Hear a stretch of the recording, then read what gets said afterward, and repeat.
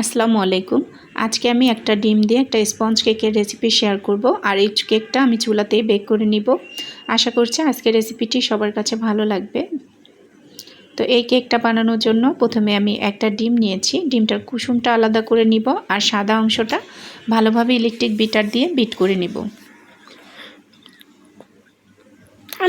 তো যখন সাদা অংশটা একটু ফেনা ফেনা হবে তখন কিন্তু এখানে চিনি মেশাতে হবে। দেখতে পাচ্ছেন কতটা ফেনা ফেনা হয়েছে। তো আপনাদের কাছে যদি ইলেকট্রিক বিটার না থাকে সেক্ষেত্রে এখানে কাঁটা চামচ বা হ্যান্ড উইক্স ব্যবহার করতে পারেন। এখন আমি এখানে একটা ডিমের জন্য 1/4 কাপ চিনি নিয়েছি। চিনিটা আমি একটু একটু করে মিশিয়ে নেব। মোট 3 বারে আমি চিনিটা মিশিয়ে নিচ্ছি। তো চিনিটা দিচ্ছি আর একটু একটু করে বিট করে নিচ্ছি।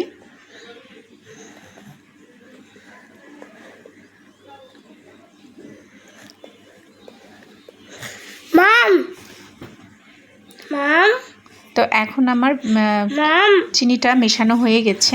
তো এখন কুসুমটা আমি এখানে দিয়ে দিব। কুসুমটা দেওয়ার পরে বেশিক্ষণ বিট করা যাবে না, শুধু কয়েক সেকেন্ড বিট করলেই কিন্তু হয়ে যাবে। আর এখানে আমি কোনো প্রকার তেল ব্যবহার করব না। স্পঞ্জ কেকে তেল না ব্যবহার করলেই হয়। আর বেশি তেল ব্যবহার করলে কিন্তু কেকটা একদম চুপসে যায়, তাই আমি আজকে কোনো প্রকার তেল দিব না। এখন এখানে হাফ চা চামচের মতো ভ্যানিলা এসেন্স দিয়ে দিচ্ছি, যাতে ডিমের গন্ধটা না থাকে। ভ্যানিলা এসেন্স না থাকলে এখানে কিন্তু লেবুর রসটা ব্যবহার করতে পারেন। তো এখন আমি এখানে শুকনো উপকরণগুলো মিশিয়ে নিব। শুকনো উপকরণের জন্য প্রথমে আমি এখানে 1/4 কাপ ময়দা নিয়ে নিচ্ছি। চিনি যতটুকু দিবেন ঠিক ততটুকু পরিমাণে ময়দা দিতে হবে। তো এরপর এখানে আমি নিয়েছি হাফ চা চামচ বেকিং পাউডার।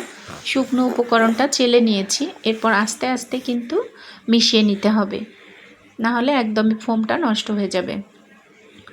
খুব সাবধানে কিন্তু এই কাজটা করতে হবে, তাহলে কেকটা একদম নরম তুলতুলে এবং স্পঞ্জি হবে। এভাবে হাত দিয়ে আমি ঘুরিয়ে ঘুরিয়ে কিন্তু মিশিয়ে নিচ্ছি। আমি শুধু এক পাশেই কিন্তু এটা ঘোরাচ্ছি।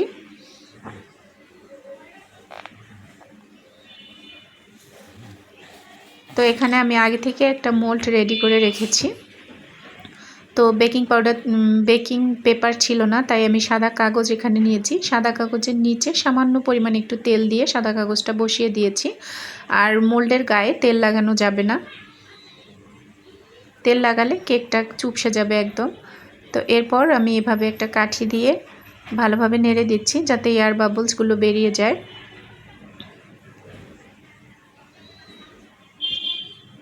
এভাবে ট্যাপ করে নিব। তো আমি আগে থেকে চুলায় একটা ফ্রাই প্যান বসিয়ে দিয়েছি আর মাঝখানে একটা স্ট্যান্ড দিয়েছি, দিয়ে 5 মিনিট প্রিহিট করে নিয়েছি। এখন আমি কেকের ব্যাটারটা দিয়ে দিচ্ছি। তো প্রথমে আমি এখানে কাচের ঢাকনাটাই ব্যবহার করেছিলাম। তো কাচের ঢাকনা ব্যবহার করলে আসলে অত বেশি কালার ভালো আসে না। এরপর আমি সিলভারের ঢাকনাটা দিয়েছি। 15 থেকে 20 মিনিটের মধ্যেই কিন্তু কেকটা বেক হয়ে যাবে। একটা কাঠি দিয়ে চেক করে নিলাম। তো কাঠিটা দেখলাম একদম ফ্রেশ বের হয়েছে। তো কেকটাও আমার হয়েছে। এখন আমি ঠান্ডা করে এটা মোল্ড আউট করে নিব। তো খুব সহজে ঝটপট কিন্তু চুলায় আপনারা চাইলে এভাবে কেক বানিয়ে নিতে পারেন।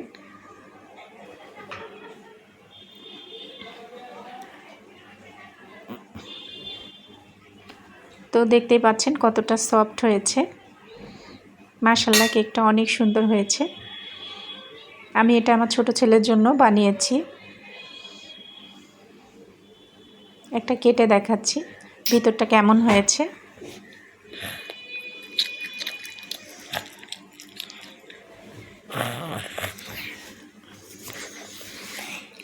তো আশা করছি আজকের রেসিপিটি সবার কাছে ভালো লেগেছে।